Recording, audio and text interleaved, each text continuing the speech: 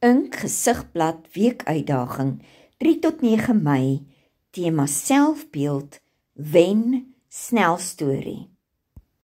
Die rots op wie ek staan, geskryf deur Amber Rabie. Donker skadu's beweeg oor my gesig, fluisterwoorde van afskie.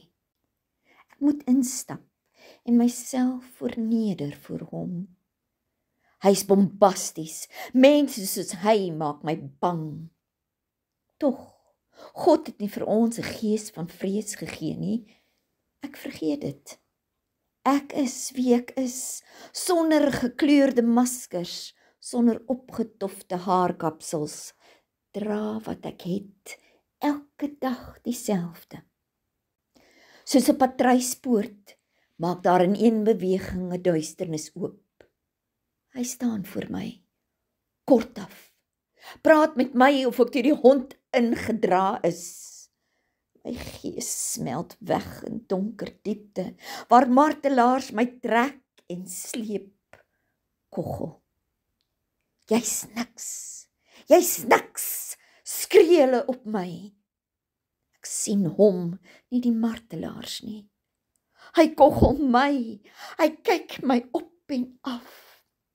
Sy oë sê alles sonder om te praat. Ek het naak uitgestap, verneder.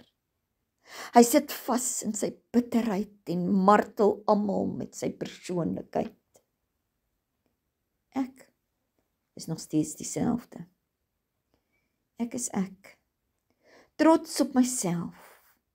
Ek is 'n dogter van die koning. Hy het my geskape. Sy aangesig skyn op my. Dood, waar is jou angel? Jesus Christus het jou oorwin. Jy kom om te roof, moor en steel. Hy kom as die leeu van Juda, die blom van Saron. My rots op wie ek bou, geskape in sy gelykenis.